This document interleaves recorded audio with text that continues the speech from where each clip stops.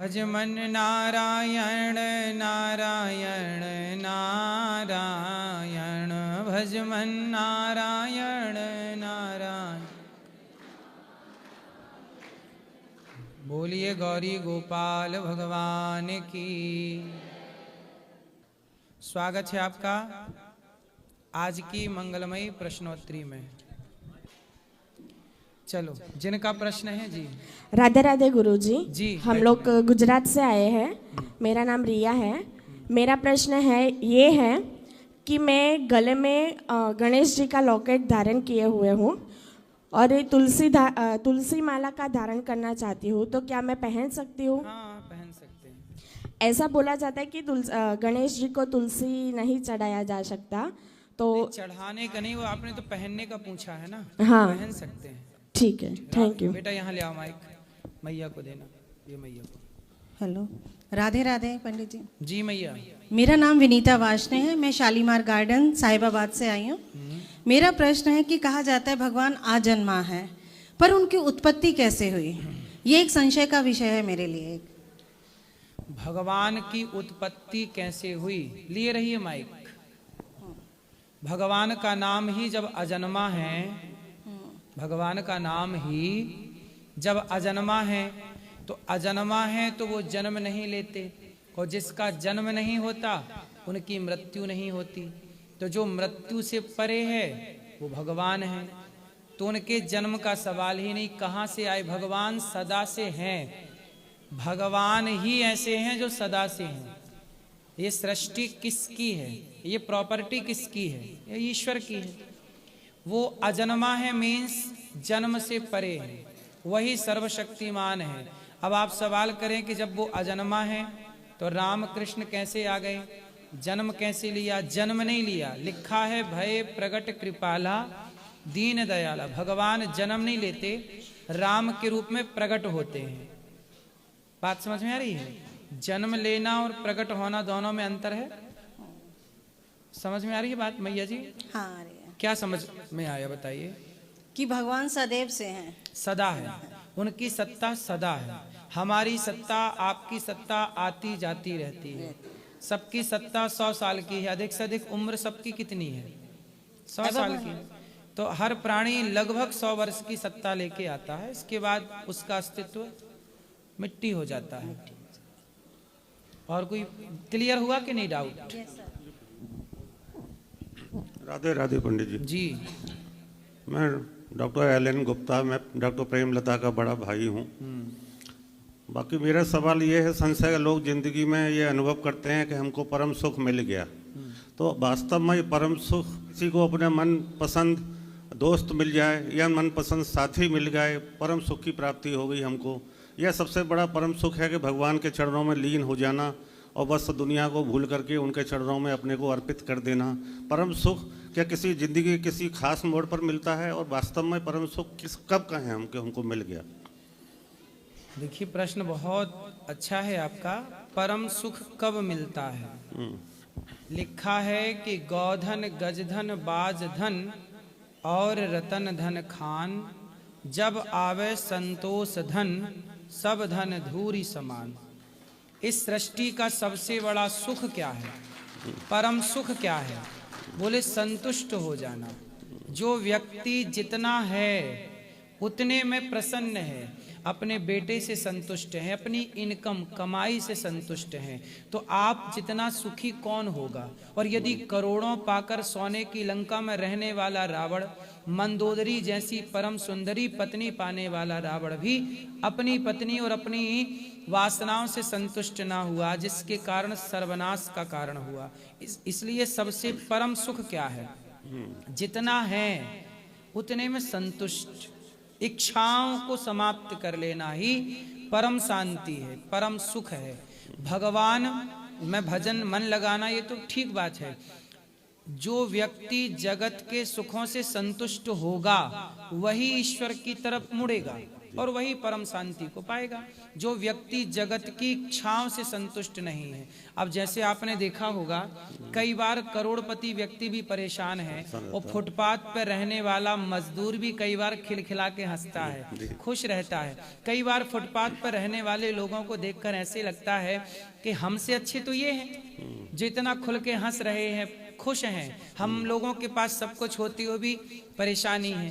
कारण सिर्फ इतना है कि वह व्यक्ति वहां पे अपनी कमाई से संतुष्ट है और आज व्यक्ति करोड़ों पाकर भी संतुष्ट नहीं है। एक आदमी बोला कि देखो हमारे पड़ोसी के पास 10,000 के जूते हैं, वो जूते भी 10,000 के पहनता है।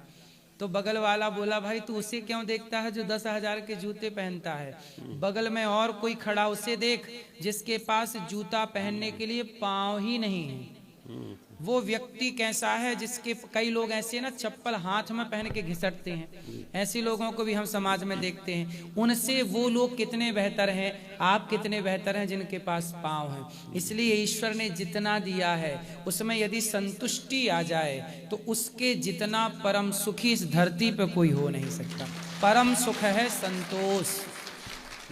मेरा दूसरा एक सवाल है, आपको समझ में आई बात? जी बिल्कुल, आपने बहुत ये क्लियर किया, बहुत साफ शब्दों में बताया कि संतोष होना चाहिए, चाहे किस स्टेज पर कोई, हर स्थिति में आप परम सुख की प्राप्ति अमीर कर भी सकते हैं। संतुष्ट है तो सुखी है और गरीब भी संतुष्ट है तो सुखी है। और वो व्यक्ति कभी सुख ना पाएगा जो अमीरी में भी संतुष्ट नहीं है और गरीबी में भी। जीवन के किसी भी मोड़ पर, किसी भी दशा में आप परम सुख की प्राप्ति महसूस कर सकते हैं। बिल्कुल बिल्कुल। दूसरा सवाल यह है मेरा कि विद्या, बुद्धि, कर्म और भाग्य, इनमें जीवन में सबसे ज्यादा काम कौन सी चीज आती? क्या ये सब एक दूसरे के पूरक हैं या एक चीज के अभाव में? विद्या, बुद्धि, कर्म और भाग्य। विद्या ददाति विनयम। विद्या, विनय, हमारे अंदर नम्रता है, सहजता है, इसलिए हम विद्या को अर्जित करते हैं। विद्या, बुद्धि इसलिए होती है ताकि वो हमें सही डायरेक्शन दे सके, सही दिशा दे सके। कहते हैं मन होता है वो संकल्प विकल्प करता है। जैसे ये वस्तु पड़ी है तो जब आप देखते हैं कि 100 का नोट पड़ा है तो मन कहता है उठाऊं कि ना उठाऊं, फिर उसे निर्णायक बुद्धि निर्णय देती है कि उठा या मत उठा। ठीक है, तो बुद्धि जीवन में निर्णय देती है, करूं कि ना करूं, करूं कि ना करूं, ये संकल्प विकल्प मन देता है। पर निर्णय कौन देता है? इस लड़की से ब्याह करूं कि इससे करूं, इस घर जाऊं कि इस घर जाऊं, ये खाऊं कि ये खाऊं, ये निर्णय जहां नहीं है वहां मन कार्य कर रहा है, और जहां डिसीजन है वहां बुद्धि आ गई। तो बुद्धि का काम है जीवन में स्पष्ट करना। अब मन, जैसे आपने पूछा विद्या, तो विद्या विनय देती है, बुद्धि निर्णय देती है। अब आपने पूछा और क्या पूछा? कर्म और भाग्य। कर्म ही भाग्य का आगे का रूप है। जैसे कर्म 3 प्रकार के होते हैं, संचित, क्रियमाण, प्रारब्ध। कर्म कितने तरह के होते हैं? 3 तरह के। संचित, जो आप कर रहे हैं वर्तमान में, जैसे एक मजदूर है, मजदूर मजदूरी कर रहा है, क्रियमाण कर्म है, क्रिया में चल रहा है। क्रियमाण, जब आप मजदूरी दिन भर करेंगे तो आपको शाम को मिलेगा 500 या 1000 रुपए। तो क्रिया किया, क्रियमाण कर्म से 500 मिले तो 500 हो गए संचित, ये संचित कर्म हो गया। और यही 500 रुपए से जब आप मिठाई लाते हैं, बच्चों को कपड़े लाते हैं, तो यही है भाग्य। हम जो कर्म करते हैं, हमारा किया अच्छा बुरा कर्म ईश्वर की अदालत में संग्रहित हो जाता है, वहां संग्रह हो गया, उसका एकत्र हो गया। वही कर्म जब जो इकट्ठा हुआ था, वही जब हमें मिलने लगा तो वही मिलने को कहते हैं भाग्य। तो भाग्य मतलब चालू हो गया। जो किया था, दशरथ जी ने जो किया, श्रवण कुमार को मारा, तो श्रवण कुमार को जब मारा तब तो वो कर्म क्रियान्वित था। फिर उनके भाग्य में पाप चढ़ गया, कमा लिया ना पाप, मार के शाप लग गया कि जैसे हमें तुमने तड़पाया है ऐसे तुम भी पुत्र के वियोग में। फिर जब मिलने लगा तो वो भाग्य था कि उनके लोग कहते मेरे भाग्य में दुख है। भाई तुमने कर्म गलत किया तो भाग्य गलत बनेगा। कर्म जो बच्चा एग्जाम में सही लिखेगा तो सही कर्म करेगा तो उसके भाग्य में नंबर भी सही सही आएंगे। अब कर्म ना करे और कहे जी भाग्य में 100 नंबर आ जाएं, तो बिना कर्म के भाग्य में 100 नंबर तो नहीं आ सकते। तो कर्म से ही भाग्य का निर्माण होता है। जी सर, धन्यवाद जी, धन्यवाद जी। नमस्कार राधे राधे जी, मैं डॉक्टर पीएन वार्ष्णेय प्रेमलता का मझला भाई हूँ। मैं ये पूछना चाहता हूँ कि संसार में रहते हुए कर्म करते हुए हम भगवान की भक्ति किस प्रकार कर सकते हैं। कर्म अगर हम अपनी ईमानदारी से वो पूरी निष्ठा से अपना कर्म करते हैं तो क्या ये भगवान की भक्ति नहीं है? अटैचमेंट और डिटैचमेंट में क्या फ़र्क है? देखिए, ईमानदारी से कर्म करते रहना, परंतु कर्म करते हुए किसे देख रहे हैं? भीम भैया जब जरासंध से युद्ध करने गए, भीम और जरासंध जी का क्या हुआ? भीम भैया का और जरासंध का युद्ध हुआ। 27 दिन तक युद्ध चला। आखिरी में भगवान से भीम भैया बोले कि अब मैं बहुत पिट चुका हूं, अब और ना लड़ा जाएगा, ये जरासंध बहुत मार रहा है, अब मैं भाग रहा हूं। भगवान बोले कल का युद्ध आप मेरे कहने से कर लो और युद्ध करते समय केवल मेरी तरफ देख लेना। अगले 28वें दिन जब युद्ध हुआ तो भगवान की ओर देखा तो भगवान ने तिनका उठाया और तिनकों को 20 से फाड़ कर एक भाग इस तरफ एक भाग इस तरफ फेंक दिया। जरासंध को भी भीम भैया ने 20 से फाड़ा, उसका दायां भाग बाएं तरफ, बायां दाएं तरफ फेंक दिया और वो मारा गया। जब तक ईश्वर की ओर नहीं देखा तब तक लड़ते रहे, जीत प्राप्त नहीं हुई। पर कार्य करते हुए दृष्टि कहाँ रखी? भगवान की ओर। इसलिए जगत का काम करिए, जगत में मन लगाइए, जगत में शरीर से कार्य करिए, परंतु दृष्टि सदा भगवान के चरणों में रखिए। जैसे कमल, अभी पूरा नहीं हुआ आपका उत्तर आंसर। कमल का फूल पानी में है पर पानी की आप बूंद डालिए तो एक भी बूंद अपने ऊपर नहीं रखता कमल, सारी बूंद अपने पत्ती से, पंखुड़ी से गिरा देता है। जैसे कमल का पुष्प पानी में रहकर भी पानी से अलग है या नहीं? हाँ। उसी तरह जगत में रहकर भी जो जगत से अलग है वही ईश्वर को पाएगा। तो जगत में रहकर जगन्नाथ में चित्त को, मन को लगाए रखिए और कहते रहिए कि हे नाथ, मैं आपको कभी भूलूं नहीं, मैं कुछ भी नहीं हूं, ये परिवार मेरा नहीं, व्यापार मेरा नहीं, सब कुछ आपका नाथ, सकल संपदा तुम्हारी। मैं ये क्यों मानूं कि ये मेरा है? सच तो यही है ना कि आपका शरीर भी आपका नहीं है, आपकी आंखें भी एक टाइम बाद आपका साथ छोड़ देंगी, शरीर भी साथ छोड़ने लग जाएगा, बालों का रंग भी साथ छोड़ चुका है, सफेद होने लग गए हैं। ये शरीर एक दिन आपका साथ छोड़ देगा। तो जब शरीर ही अपना नहीं रहा तो हम क्या कहें कि ये हमारा, कि ये हमारा? इसलिए मेरे तो गिरधर गोपाल दूसरो ना कोई, जगत में रहकर जगन्नाथ से संबंध रखना यही मोक्ष का साधन है, यही मोक्ष का रास्ता है। महाराज जी चरणों में दंडवती। महाराज जी में प्रश्न है कि क्या पितृदेव होते हैं? अगर होते हैं तो उनकी सेवा करने के बाद भी वो परेशान क्यों करते हैं? देता है, लेकिन जो ऐसा है कि पापी तो है थोड़ा, पर थोड़े से पुण्य भी किए हैं, तो फिर वह पितृलोक में वेटिंग करते हैं, वेटिंग रूम है, मतलब वहां जाके वेट करते हैं कि मेरे बच्चे, मेरी पीढ़ी मेरे नाम से कोई पुण्य करेगी तो वह पुण्य मेरा प्लस होके फिर मैं मोक्ष को पाऊंगा। इसलिए वो पितर कहते हैं कि मेरे नाम से गया श्राद्ध कर लो, पिंडदान कर लो, भागवत सुन लो, उस पुण्य से मैं मुक्त हो जाऊंगा। क्योंकि कहते हैं ना कि पिता का कार्य कौन करता है? पुत्र करता है। तेरा ब्राह्मण खवाना 13वीं है, तो उस व्यक्ति के नाम से समाज को भोजन कराना ये अन्नदान ही तो है, पुण्य है। यह पुण्य उसके जुड़ेगा और प्लस होगा तो उसकी सदगति होगी, वरना वह व्यक्ति परेशान होके परिवार को शाप देने लग जाता है कि हमारे लिए तो कुछ किया नहीं, और वह नरक का गामी हो जाता है, वही पितृदोष लगता है। इसलिए हर पुत्र को अपना पिता का कर्तव्य जरूर करना चाहिए। सनातन का जो नियम है, पिंडदान करना, तर्पण करना, श्राद्ध करना। एक उदाहरण मैं आपको देता हूँ। ताजमहल जिसने बनाया, वैसे तो तेजोमय शिवालय था, पर समाज में हम लोगों ने ये पढ़ा है कि शाहजहां ने ताजमहल बनवाया। क्यों? ये सही बात है? शाहजहां जब ताजमहल बनाए तो शाहजहां का एक बेटा था औरंगजेब। औरंगजेब ही नाम था जी। औरंगजेब ने अपने बाप को जेल में डाल दिया था। आखिरी में शाहजहां को औरंगजेब ने जेल में डाल दिया, और जेल में डालने के बाद उस शाहजहां को थोड़ा सा पानी और थोड़े से चने दिया करता खाने को, वो पीने को पानी। तो शाहजहां बोलता कि बेटा पेट भर भोजन मत दे, कम से कम पेट भर पानी तो दे। शाहजहां को उसके बेटे ने मरते समय पेट भर पानी भी नहीं दिया। तब शाहजहां ने बोला था कि बेटा तू मेरा बेटा होकर जीते जी बाप को पेट भर पानी ना दिया, तेरे से बेहतर तो वो हिंदू हैं जो मरने के बाद भी अपने बाप को पानी देते हैं, मरने के बाद भी अपने बाप को पानी देते। तो हम सनातनी, आखिरी में शाहजहां को कहना पड़ा कि सनातन श्रेष्ठ है, कि वहां मरे बाप को भी पानी, जिस धर्म में मरे बाप को पानी दिया जाता हो उस धर्म में जीते जी बाप का कितना सम्मान होगा। ये बात स्पष्ट हो गई।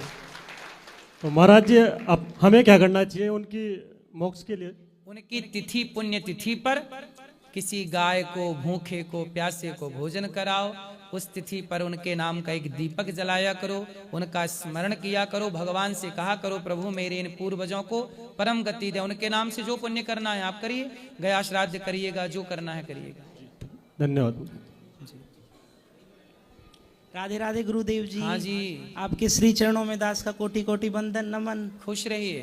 ओम अखंडानंद बोधाय शिष्य संताप हारिणे सच्चिदानंद रूपाय तस्मै श्री गुरुवे नमः। ओम श्री गुरु चरण कमलेभ्यो नमो नमः। गुरुदेव आपके दास ने आचार्य कर रखी है ज्योतिष से, और 3 वर्ष से आपको श्रवण कर रहे हैं गुरुदेव। और जब से आपको श्रवण करना प्रारंभ किया है तो शास्त्र बल तो दास के साथ था ही, पैतृक संपत्ति के रूप में, और भक्ति आपसे प्राप्त हो गई, तो बड़े आनंद में जीवन कट रहा है। बाकी गुरुदेव 2 प्रश्न है हमारे मुख्य रूप से आपके श्री चरणों में। सर्वप्रथम प्रश्न है गुरुदेव कि हम तो वैसे सांडिल्य ब्राह्मण हैं, गौतमी शाखा के गौड़ ब्राह्मण, लेकिन हमारे कई बंधु जो हमारे साथ में कर्मकांड कराते हैं वो विश्वकर्मा वंशी हैं। तो कई शास्त्रों के विद्वान जो कि पारंगत हैं शास्त्रों में, जैसे हमारे परम पूजनीय प्रातः स्मरणीय निग्रहाचार्य जी हैं एवं पुरी के शंकराचार्य जी, उन्होंने कई बार उनके वक्तव्य जो निर्गत करते हैं हमने श्रवण किया है कि वो विश्वकर्मा वंशियों को ब्राह्मण स्वीकार नहीं करते हैं। तो हम आपके श्रीमुख से जानना चाहेंगे क्या विश्वकर्मा वंशी पांचाल इत्यादि ब्राह्मण होते हैं अथवा नहीं? अब शंकराचार्य भगवान यदि कुछ कहते हैं तो उस पर क्या बात कही जाए। शंकराचार्य जी ने जो कहा है वो परम विद्वान है, लेकिन वहां पे भी मतभेद हैं गुरुदेव। शंकराचार्य जी के कहने के बाद फिर कोई मतभेद रखना नहीं ज्योतिष चाहिए। मठ के जो शंकराचार्य जी हैं वो स्वीकार नहीं करते, पूरी वाले करते हैं, तो तो फिर बड़ा हम- संशय हो जाता है दास को। फिर इसके लिए एक काम करिए, एक पुस्तक आती है, जी मैंने पुस्तक ये पढ़ी थी बहुत पहले, जी गुरु। जातियों की पुस्तक आती है एक। अच्छा अच्छा अच्छा। उसमें सब कुछ है कि कौन को किस में रखा गया है। पुस्तकों की दुकान में एक मिल जाता है जाति संग्रह, अच्छा गुरुदेव। तो ये पुस्तक है लगभग इस नाम की, उसे आप पढ़िएगा, उसका अध्ययन कीजिएगा। गुरुदेव दूसरा प्रश्न हमारा ये है कि जो ब्राह्मण कर्म कांड से धन अर्जित करते हैं, तो हमारे गुरुदेव पंडित श्री नर्मदेश्वर शास्त्री जी कहते हैं कि कुछ विशेष कृत्य ऐसे किए जाते हैं जिनके द्वारा वो धन प्रयोग करने योग्य बनता है। हालांकि संध्या इत्यादि कार्य हम करते हैं, संध्या स्नानम जपश्येव देवता नाम च पूजनम बलि वैश्व तथा तिथ्यम श्रेष्ठ कर्माणि दिने दिने इत्यादि कृत्य हम करते हैं, परंतु तब भी जिज्ञासा है दास की और कोई कृत्य कर सकते हैं जिससे कि कर्मकांड का धन हमें फले। क्योंकि एक चीज हमने एक्सपीरियंस करी है, जो ज्योतिष के कार्य से धन आता है वो उत्तम गति को प्राप्त होता है हमारे द्वारा, एवं जो कर्मकांड से आता है वो फलित नहीं हो पाता गुरुदेव। इसलिए कहते हैं ना दानम दुर्गति नाशनम। जीवन में कोई भी धन कमाए, चाहे गृहस्थ कमाए चाहे किसी भी कार्य से कमाए, उसका कमाया हुआ 5% 10% यदि उसे आपने परोपकार में लगा दिया, किसी बच्चे को पढ़ाने लिखाने शिक्षा में लगा दिया, तो आपका वह धन शुद्ध हो जाता है और वह परम गति प्रदान करता है। इसलिए दानम दुर्गति नाशनम, दान करने वाले की कभी दुर्गति नहीं होती, वह धन आपको पुण्यात्मा कर देता है। अच्छा गुरुदेव, आपके प्रति हमारे हृदय में विशेष प्रेम है और करीबन 4 माह पूर्व से ये इच्छा थी कि गुरुदेव से मिलें, गौरी गोपाल में जाएं। तो बिहारी जी की कृपा ऐसी हुई कि प्रति माह कोई कर्मकांड हमारा यहाँ पे आ जाता है। अभी ये टीवी साइड में भागवत भी दास की चल रही है। तो गुरुदेव, हमारी इच्छा ये है कि आपके श्री चरणों में कुछ सेवा करने का अवसर हमें मिले, चाहे फिर वो ज्योतिष के माध्यम से, कर्मकांड या किसी भी माध्यम से। ठीक है, जो भी कार्य होगा हम बताएंगे। खुश राधे रहिए। राधे राधे। यहाँ जय श्रीमन नारायण। जय श्रीमन नारायण। मुझे बस ये पूछना है कि जैसे हमारे जो पूर्वज हैं, हम श्राद्ध करते हैं, अब जीते जी तो शायद वो बहुत खुश नहीं रहे, लेकिन हम मरने के बाद उनको जब तक हमको होश है या हम कर पा रहे हैं तब तक तो करते हैं।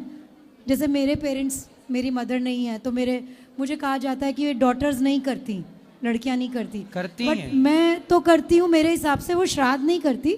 बेटियां भी गया जी में जाके पिंडदान कर सकती हैं, अपने माता पिता ससुर सास सबका। बेटी भी पिंडदान कर सकती है, परंतु केवल गया जी में। गया जी में बेटी को भी पिंडदान करने का अधिकार है। और बाकी घर पर आपका जो बेटा होगा, तो आपका बेटा अपने नाना नानी का सब कुछ कर सकता है। बेटी का बेटा भी पुत्रवत ही होता है। तो जिसके जैसे बेटियां ही बेटियां, किसी बाप की 2 बेटियां हैं या 1 बेटी है, तो बेटी का बेटा ही चिता पे आग लगाता है और वो सारा कर्म करता है। यदि बेटा नहीं है तो फिर दामाद जी करते हैं, क्योंकि दामाद भी पुत्रवत होता है। पर बेटी का बेटा पूर्ण अधिकार होता है नाना का। नाना का पुत्र ही माना जाता है बेटी का बेटा। धन्यवाद।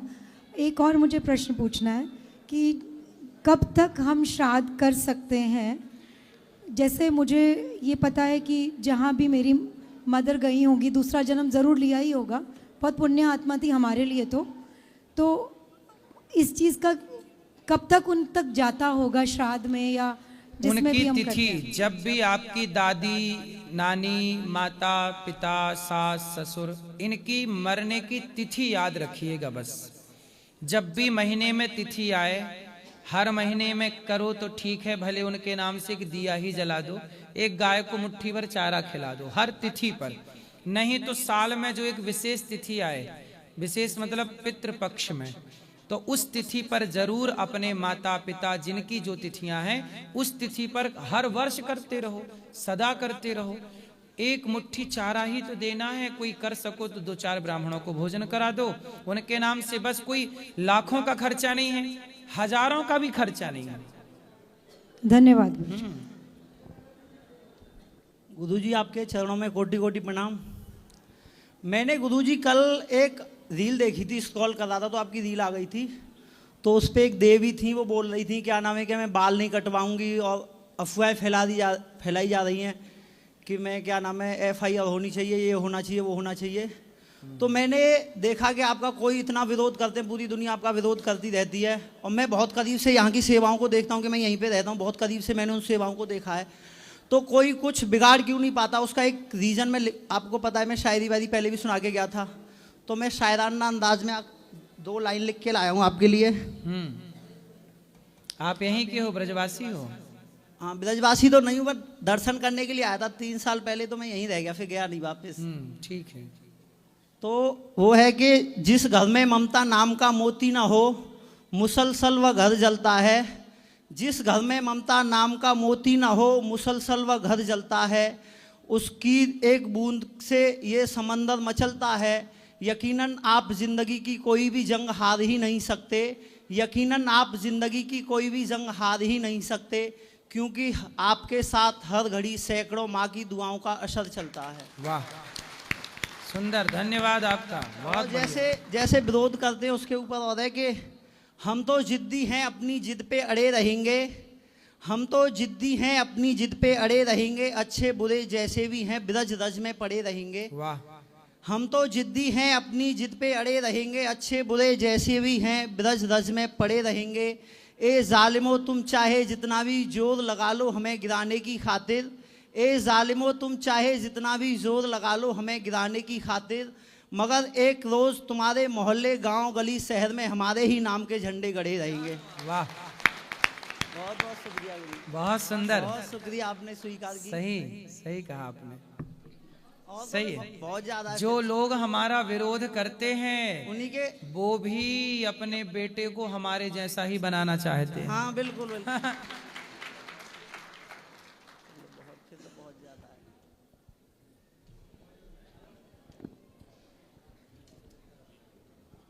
गुरुजी को राम राम। राम राम। कपड़े पहनते हो जी, तो डिसाइड करते हो ये वाला अच्छा है कि ये स्वेटर खरीदना है, ये अच्छी नहीं है, ये अच्छी नहीं, ये अच्छा। घर बनाया, घर में कौन सा कलर करें, ये अच्छा है, ये अच्छा नहीं, नहीं ये अच्छा नहीं, ये अच्छा।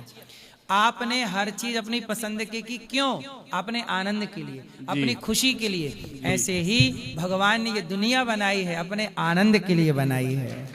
सब कुछ आनंद के लिए। आप बनाए, हम बनाए, सब बनाए। अच्छाई बुराई, गुलाब कांटेदार, कांटे कांटे बनाए, गुलाब बनाए, फल बनाए, फूल बनाए, नदी बनाई, सागर, आकाश, पाताल, स्त्री पुरुष, पेड़ पौधे, वनस्पति, सब कुछ बनाया। किसके लिए? आनंद के लिए। भगवान अपने आनंद में रहते, इसलिए भगवान का नाम है आनंद। नंद के आनंद भयो जय कन्हैया। राधे राधे गुरुजी। जी गुरुजी, हम बिलासपुर छत्तीसगढ़ से आए हैं। हाँ। और गुरुजी मेरे साथ मेरी माता है, मेरी वाइफ है और मेरी दीदी है। वाइफ है कि पत्नी है? मेरी पत्नी है, धर्म पत्नी है। वाइफ है कि वाइक है? मेरी पत्नी है गुरुजी। पत्नी। आप कह रहे हो पत्नी, पहले तो बाइक वाइक कह रहे थे। नहीं नहीं गुरुजी, मेरी माता जी आपकी सारी प्रोग्राम देखती हैं और हमेशा आपके बारे में सोचती हैं। तो गुरुजी वो हमेशा सोचते रहती हैं कुछ ना कुछ, तो आप उसके बारे में थोड़ा मार्गदर्शक करें कि आप उन्हें और बात कराइए। बिल्कुल गुरुजी। हाँ मैया, ठीक है बेटा, ठीक है आपका? जी। शराब आप तो नहीं पीते? नहीं, मेरे पति बहुत अच्छे हैं गुरुदेव। पति और पुत्र? पुत्र भी बहुत अच्छा है, जो आपके समीप आज यहाँ दर्शन होगा इसी के कारण। तो ये बेटा अच्छा है आपका? जी हाँ, बहुत अच्छा। शराब आप तो नहीं पीते? नहीं गुरु। चलो, क्या करते हैं बेटे आपके? पति बेटे इंजीनियर है। बहुत सुंदर, अच्छा है। अब बताओ मेरे लिए क्या सेवा, क्या प्रश्न है? बस हमारा ध्यान आपकी ओर लगी रहे, बस यही भक्ति मिलती रहे। बस कथा सुनते रहिए, कथाएं सुनते रहिए, नित्य भगवान का स्मरण करिए, सब अच्छा होगा। और मेरे पति बहुत जल्दी गुस्सा हो जाते हैं महाराज जी। किस पे? हर चीज के लिए जल्दी से गुस्सा हो जाते हैं। तो जब पति गुस्सा हुआ करें तो उनसे एक बात कहा करो। जी। क्या? आप उनसे कहा करो, मिले हो तुम हमको बड़े नसीबों से। बस इतना कह दिया करो, गुस्सा छू मंतर। जिंदगी बिंदास जीना चाहिए, हंसते मुस्कुराते, टेंशन लेने करें, गुस्सा वाले को भी हंसाओ। गुरुजी, गुरुजी हम दैनिक दिनचर्या में इतना बिजी रहते हैं, तो हम ज़्यादा से ज़्यादा आध्यात्म में कैसे जुड़ पाएं, इसके लिए थोड़ा मार्गदर्शक दे दीजिए।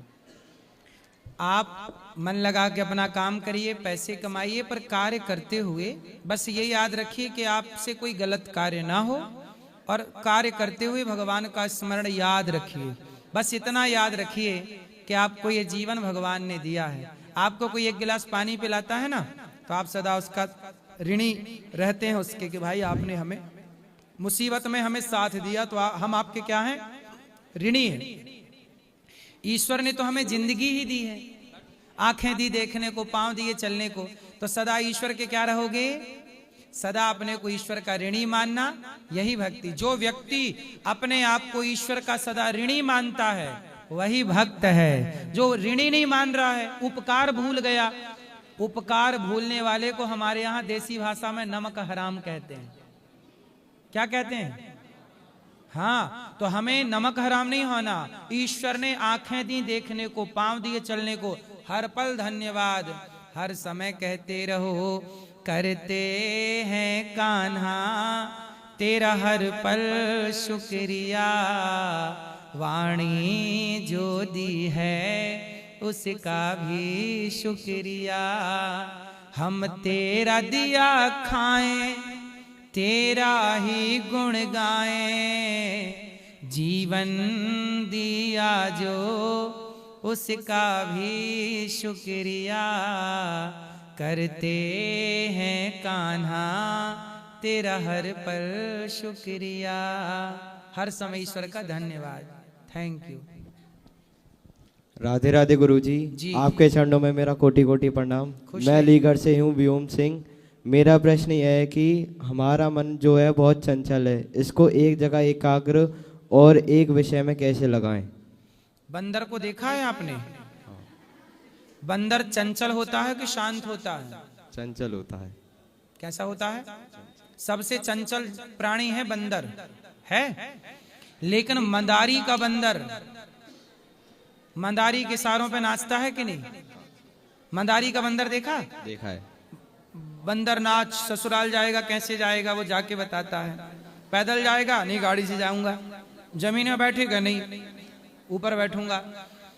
अच्छा ये बताओ, ये बंदर मंदारी के सारों पर क्यों नाचता है? आप बताओ। क्योंकि मदारियों से खाने को देता है। खाने को तो आप भी दे दो कोई बंदर को, और फिर नचाओ, कहाँ नाचता है? खाने को देता है इसलिए नहीं बेटा, खाने को तो देता है क्योंकि उस मंदारी ने उस बंदर को लंबी प्रैक्टिस कराई है। क्या कराई है? प्रैक्टिस। यदि प्रैक्टिस कराने से चंचल बंदर भी मंदारी के सारों पे नाच सकता है, तो प्रैक्टिस करने से आपका मन भी आपके कंट्रोल में हो सकता है। करत करत अभ्यास के जड़मति होत सुजान, रसरी यावत जात है सिल पर पड़त निशान। अभ्यासेन तो कौन्तेय वैराग्येण च गृह्यते। बात समझ में आई छोरा? क्या समझ में आया? चलो बताओ। अभ्यास करना है हमको। मन को धीरे धीरे कथाओं में लगाना है, अच्छे कामों में लगाना है। ना लगे मन तो भी लगाना है, करना है। धीरे धीरे कंट्रोल होगा, आप जीत जाओगे, मन हार जाएगा। धन्यवाद। गुरुर् ब्रह्मा गुरुर्विष्णु गुरुर्देवो महेश्वरा, गुरुर साक्षात पर ब्रह्म तस्मै श्री गुरुवे नमः। राधे राधे गुरुजी। मेरा नाम रजनीश सिंह है और मैं उत्तराखंड से आया हूँ। दरअसल ये प्रश्न मेरा नहीं, मेरे एक दोस्त का है। उसको लगता है कि उसने अभी तक अपनी जितनी भी उम्र जी है, उसने बहुत सारे लोगों को हर्ट किया है, और अब उसकी ज़िंदगी में कुछ भी गलत होता है तो उसको लगता है कि उन्हीं सब कारणों की वजह से हो रहा है। तो वो कैसे अपनी ज़िंदगी को मधुर बना सके और इन सब बातों को भूल सके, यही मैं आपसे प्रश्न है मेरा। कौन है आपका फ्रेंड? लड़का है लड़की है? सर लड़का है, वो अभी आज आ नहीं पाया मेरे साथ। उसका शायद अभी श्री जी ने उसको बुलावा नहीं दिया है। कोई बात नहीं। तो जब आप किसी का दिल दुखाएंगे तो आपका भी तो दुखेगा। ये तो हिसाब है। जैसी करनी वैसी भरनी, आज किया कल पाएगा। जैसा किया है पेड़ बोए बबूल का, तो आम कहाँ से आए। कर्म दंड तो भोगना ही पड़ता है। न देना दोष किस्मत को, विपत्ति तो सब पे आती है, फिर आएगी। इसलिए खुश रह के अपना समय गुजारना चाहिए और अब गलती नहीं करना चाहिए। ना बेटी का बेटा करेगा, ना पड़ोसी करेगा। बात समझ में आई मेरी माँ? धन्यवाद। क्या धन्यवाद? क्या समझा आप मेरी माँ? मैया क्या समझ में आए बताओ। गुरुजी हाँ, बेटी ही कर, बेटा ही वो मतलब कोई नहीं करेगा, भगवान करेंगे। मुक्ति तो भगवान। क्या करोगी आप? भगवान से ही लगाती हूँ और ज्यादा लगाओ। भगवान का नाम जपो, भगवान का चिंतन करो, और हम आपके बेटा हैं ये समझो। आपका दर्शन हो गया, बहुत बहुत धन्यवाद। ठीक है। बेटा बेटी कोई सब शमशान में छोड़ के आ जाते हैं, चाहे बेटी हो बेटा हो, जमाना सब अपना बेटा ही सब लोग शमशान तक के साथी हैं। लेकिन आपका भजन, आपका पुण्य, आपकी भक्ति शमशान के आगे भी आपका साथ देगी। गुरुजी आपका दर्शन हो गया और आपको मैं अपना बेटा समझती। हाँ, बेटी बेटी क्या करती हो, बेटी तेरी एक दिन जमाई ले जाएगा। बेटा बेटा क्या करती हो, बेटा तेरा एक दिन पड़ोसी बन जाएगा। मिट्टी का खिलौना मिट्टी में मिल जाएगा। हेलो। हाँ भैया, मैंने जब से जन्म लिया है मैंने जीवन में दुख ही दुख देखे हैं। आपने दुख ही दुख देखे हैं? तो मेरा भगवान की भक्ति में मन ही नहीं लगता है। क्या क्या दुख देखे आपने? मैंने जब से देखो मेरा पति मेरा खत्म हो गया। माइक पास में लो। पति मेरा खत्म हो गया। पति कितने साल बाद खत्म हो गए विवाह के? मतलब मेरी जैसी शादी हुई, शादी के 20 दिन बाद। 20 दिन बाद? मैंने जीवन में अपने दुख ही दुख देखे हैं। बच्चे हैं? एक बेटा है, बेटे का भी मैंने कोई सुख नहीं देखा। बेटा कितना बड़ा है? जन औषधि केंद्र के चला रहा है। तो आपकी सेवा नहीं करता? ठीक है, जैसा है। बहू नहीं आई अभी तक। तो बहू अभी बेटा अकेला, बहू नहीं आई, सेवा नहीं करता? सेवा क्या, बस वो गुस्से वाला ज्यादा है। लाए हो उसको?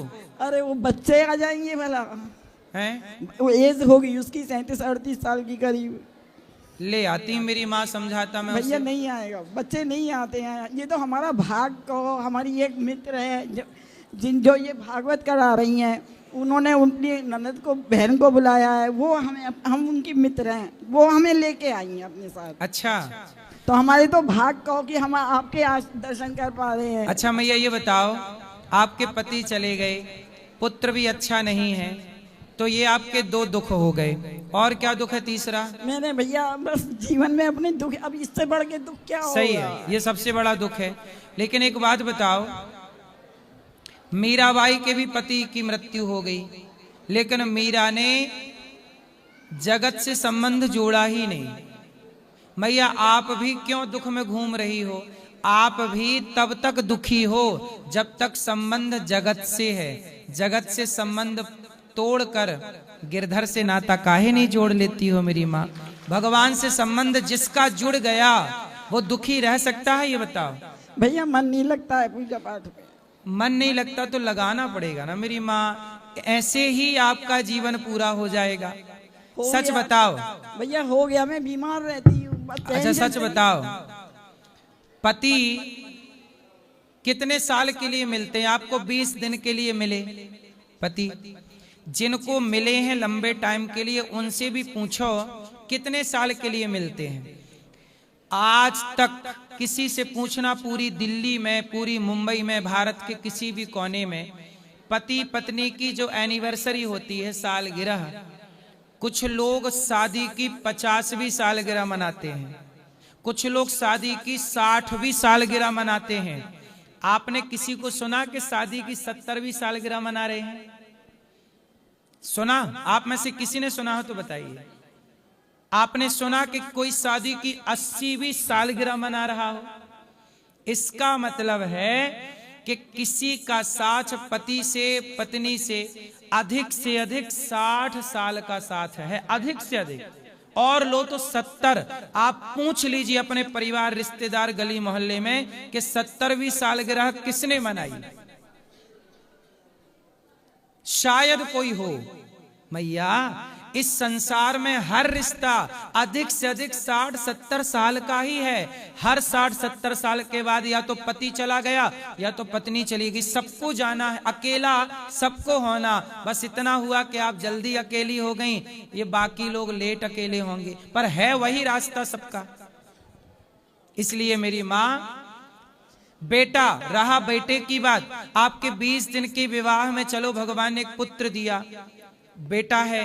अब चलो बेटे को संस्कार आप देती तो बढ़िया होता, कुछ कमी रह गई, अब कोई बात नहीं। अब तो अपना कल्याण, बेटे से आपका कल्याण ना होगा, अभी आपके पति जिंदा होते तो भी कल्याण आपका ना होता। कल्याण यदि आपका होना है तो केवल भगवान के चिंतन से। जहां कल्याण है वहां आपका मन लग ही नहीं रहा, और जहां दुख पे दुख मिलते जा रहे हैं वहां आप मन लगाए घूम रही हो मेरी माँ। मैं इतने दुख में दुखी हूँ कि मुझे किसी चीज में ही मतलब आस्था नहीं रही है अपनी। आस्था ना होने से क्या होगा? भगवान श्री कृष्ण के माँ बाप को भी जेल में रहना पड़ा कि नहीं? देवकी वसुदेव को। भगवान कृष्ण के भांजे अभिमन्यु को भी महाभारत में 20 साल की आयु में मरना पड़ा कि नहीं? अभिमन्यु की पत्नी उत्तरा जवानी में विधवा हो गई कि नहीं? तब विधवा हो गई। अभिमन्यु की पत्नी उत्तरा तब विधवा हो गई जब उसका बच्चा पेट में था। बेटा पैदा हुआ तो बाप का मुंह ना देखा, लेकिन उत्तरा ने अपने बेटे को संस्कार दी और परीक्षित बन के आज वो समाज में जाने जाते हैं। तो मैया आपका कल्याण भगवान से ही होगा। इसलिए नहीं, बेटा का जो है मतलब उसका जो मोह होना चाहिए, अपना फर्ज निभाना चाहिए, वो फर्ज नहीं निभाता। कौन? बेटा। बेटा तो मैया बस मेरा तो जो फर्ज है बस उसको पैसा देना और उसकी सेवा करना, बस यही से मानता है जरूर। तो आपसे पैसा मांगता है? मैं उसको ही देती आई हूँ अब तक सब कुछ। मेरे पति जो थे इंस्पेक्टर थे हाँ। पुलिस में। तो उनकी नौकरी आपको मिली? नहीं मिली। तो बेटे को मिलेगी? नहीं, बेटे को दिलवाई नहीं मैंने, क्योंकि उनका एक्सीडेंट हुआ था। तो मैया लेकिन अब बेटे को पैसा देती रहोगी, जिस दिन पैसा देना बंद कर दोगी बेटा आप पे हावी हो जाएगा। अब दे रहे हैं, क्या करना है। इसलिए तो मैया भगवान में मन लगाओ, थोड़ा भजन पुण्य करो, किसी भूखे को भोजन भी कराया करो, पुण्य भी ले चलना। वो तो करते हैं सब। बस धन्यवाद। अब मन भगवान में लगाओ, इसी से आपकी भलाई है। संसार में तो लगाए ही हो आप। राधे राधे गुरुजी। जी गुरुजी, हम पूछना चाहते हैं कि हाँ। क्या तांबे के लोटे से सुहागिन महिलाओं को जल नहीं देना चाहिए? किसे? जिसे सुहागिन औरतें जो किसे है जल देना है? किसी भगवान जी को भी। हाँ तो जल चढ़ाते हैं, तांबे के लोटे से चढ़ाते हैं सूर्य भगवान को जल। जी, सब लोग बोलते हैं कि नहीं चढ़ाना चाहिए। कौन बोल रहा था? है कोई, मतलब कई लोग बोलते हैं कि मतलब आप जल भी चढ़ाती हो तो लोगों से पूछ के चढ़ाती हो? नहीं नहीं, देखते हैं चढ़ाते हुए तो बोलते हैं। तो उनसे बोलना कि तांबे के लोटे से नहीं चढ़ाएंगे, बोले आप लोग हमें सोने का लोटा दे दो। जी। उनसे बोलना कि आप सोने का लोटा दो, फिर हम उसी से चढ़ाएंगे। ठीक है, अब कोई टोके तो क्या बोलोगी आप? जी गुरुजी। क्या बोलोगी आप? बोलेंगे कि सोने का लोटा दीजिए तो। हाँ, बोले सोने वाला लोटा तो हम उसी चढ़ाएंगे सूर्य भगवान को जल। और गुरुजी कह रहे हैं कि वो लड्डू गोपाल को जो भोग लगाते हैं उसमें जो तुलसी का पत्ता डालते हैं उसका क्या करें? तुलसी का पत्ता खा लो प्रसाद। जी गुरुजी। चलो। राधे राधे गुरुजी। बोलो। मेरा ये सवाल था कि मेरे पापा क्रिश्चियन धर्म लिए हैं। आपके पिताजी क्रिश्चियन हो गए? हाँ, हो गए। और आप क्या हैं? मम्मी हिंदू धर्म में मानती है और मैं पूजा और चर्च दोनों जाता हूँ। मतलब आपकी मम्मी, आपकी माँ हिंदू है और पिताजी क्रिश्चियन हो गए? जी। हो गए मतलब पहले नहीं थे? नहीं थे। पहले क्या थे? पहले हिंदू ही थे। हिंदू थे, फिर आप क्रिश्चियन हो गए। और आप क्या हो? मैं मतलब पापा के साथ चर्च भी जाता हूँ और मंदिर में पूजा पाठ भी करता हूँ। तो आपको क्या अच्छा लगा, मंदिर की चर्च? दोनों ही पसंद है, पर समझ में नहीं आता क्या करूँ। खिचड़ी हो गई ना आप। हाँ। सुनो, किस धर्म में आपका जन्म हुआ है? हिंदू। तो आपको क्रिश्चियन क्यों बनना है? क्योंकि पापा ने लिए, पिताजी ने लिया। तो आपके पापा क्यों बन गए क्रिश्चियन? दोस्तों ने बोले थे। कुछ पैसे भी मिलते हैं? नहीं, उनको नहीं बोला। दोस्तों ने बोल दिया तो क्रिश्चियन हो गए। दोस्तों ने बोल दिया तो आप कुछ भी कर लोगे। दोस्तों ने बोल दिया कि अपने बेटे को छोड़ के इसको मान लो तो मान लेंगे। कल को आपको बोल दिया जाए कि दोस्तों ने बोल दें कि अपने बाप को छोड़ दो, अपनी माँ को छोड़ दो, इससे माँ बाप मान लो, मान लोगे? किसी के कहने से जब आप अपने माँ बाप नहीं छोड़ सकते तो अपना धर्म किसी के कहने से क्यों छोड़ रहे हो भाई? हमारे देश में शिवाजी का नाम सुना है? हाँ। शिवाजी के बेटे का नाम है छावा। क्या नाम है? छावा। छावा। उनके शरीर को मुगलों ने बंदी बना के नोच लिया, नाखून निकाल लिए, उंगली काट दी, चमड़ी उधेड़ दी और कहा कि तुम धर्म छोड़ दो, हम तुम्हें नहीं मारेंगे। उन्होंने कहा कि मार डालो, स्वधर्मे निधनम श्रेयः पर धर्मो भयावह, मर जाएंगे पर अपना धर्म नहीं छोड़ेंगे। जो तुम्हारे सनातनी धर्म के लिए मर गए, तुम वो धर्म छोड़ के क्रिश्चियन, जिन क्रिश्चियनों ने इस देश को गुलाम बनाया, तुम्हारी बहन बेटियों के साथ बलात्कार किया, तुम्हें वो बनना है? तुम्हें शर्म नहीं आती तुम्हारे पिताजी को धर्म छोड़ने में? जब आप अपने धर्म को छोड़ दोगे तो आपके पास बचा क्या? कल को क्रिश्चियन लोग कहेंगे कि जब तू हिंदू धर्म का ना हो सका तो क्रिश्चियनों का क्या होगा? 8 वर्ष की थी, छोटे छोटे बच्चों को तलवार गर्दन में रख के मुगलों ने कहा कि बच्चे धर्म छोड़ दो। उन्होंने कहा मार डालो, दीवार चुनवा दो, धर्म नहीं छोड़ेंगे। 7 साल का बच्चा दीवार नहीं छोड़ता, तुम्हारा बाप धर्म छोड़ के बैठ गया? 7 साल का बच्चा धर्म नहीं छोड़ा वो, और तुम्हारा बाप बताओ धर्म छोड़ के बैठ गया। ये सनातन की रक्षा करोगे? इससे होगी राष्ट्र की रक्षा? तुम अपने पूर्वजों को, तुम्हारे बाप दादे जब मर के जाओगे, बाप दादे वहां कोड़ा लिए खड़े होंगे कि तुम बताओ धर्म छोड़ के आए हो। जो व्यक्ति धर्म छोड़ देता है उसकी देवता भी आदर नहीं करते कि भाई तू कच्चा आदमी है। तू बिकाऊ है। और याद ना बिकाऊ, याद रखना, बिकाऊ वैश्याएं होती हैं जो बिक जाती हैं पैसों में। आप भी यदि पैसों में बिक गए और धर्म छोड़ दिया तो उनमें और आप में अंतर क्या रहा हैं? काहे बिक रहे हो? धर्म छोड़ दिया? नहीं, छोड़ा नहीं है मैंने। नहीं तो आपके पिताजी ने तो छोड़ ही दिया। पिताजी ने छोड़े हैं। तो समझाओ अपने पिता को। जी जी। भटक गए हैं आपके पिताजी, आप बताओ भटक गए कि नहीं? हाँ, भटके। भटक गए, कौन सुधारेगा? हम सुधारेंगे। आप सुधारेंगे? सुधार के मेरे पास लाना। जी। लाओगे? जी जी। पक्का? हाँ। खाओ माँ कसम। हाँ, माँ कसम।